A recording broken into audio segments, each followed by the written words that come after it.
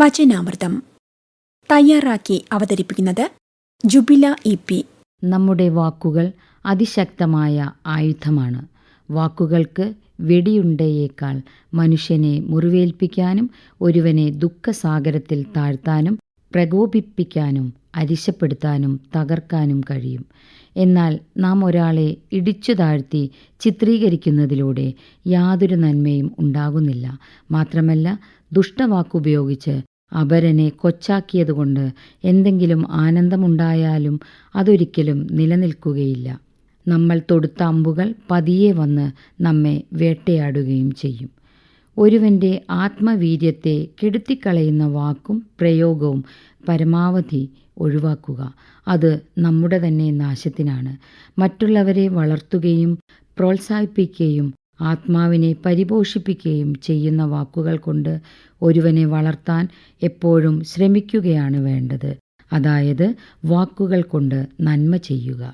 നിങ്ങളെ തന്നെ സന്തോഷിപ്പിക്കുന്നതിനുള്ള ഏറ്റവും നല്ല വഴി മറ്റാരെയെങ്കിലും സന്തോഷിപ്പിക്കുകയാണ് എന്ന് മാർക്ക് ട്വെയിൻ പറയുന്നു. മറ്റുള്ളവരുടെ പ്രശ്നങ്ങളിൽ നിന്ന് കരകയറാൻ അവരെ സഹായിക്കുമ്പോൾ എങ്ങനെയൊക്കെയോ അത് നമ്മുടെ പ്രശ്നങ്ങളെ കൂടി ലഘൂകരിക്കാനിടയാകുന്നു. ഒരുവനെ സമാധാനിപ്പിക്കുമ്പോൾ ആ വാക്കുകൾ നമ്മുടെ ചിന്തയെ കൂടി ആഴത്തിൽ സ്വാധീനിക്കുന്നുണ്ട്.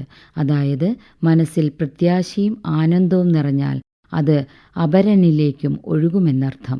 മനസ്സിലെ വിചാരമെന്തോ അതാണല്ലോ വാക്കുകളിലൂടെ പ്രകാശിക്കുന്നത്. നമ്മുടെ ഉള്ളിലെ നിഷേധാത്മകതയും പകയും വെറുപ്പും കോപവും നിറഞ്ഞു നിന്നാൽ അത് അങ്ങനെ തന്നെ മറ്റുള്ളവരിലേക്കും ഒഴുകും. അതിനാൽ നമ്മുടെ മനസ്സിനെ ശുദ്ധമാക്കി ക്രിയാത്മക വിചാരങ്ങൾ മറ്റുള്ളവർക്ക് പകരുക. നല്ല കാര്യങ്ങൾ മറ്റുള്ളവർക്ക് പകർന്നേകുമ്പോൾ അത് നമ്മെ കുറെ കൂടി ശക്തിപ്പെടുത്തുകയും പോസിറ്റീവായി മാറാൻ സഹായിക്കുകയും ചെയ്യും.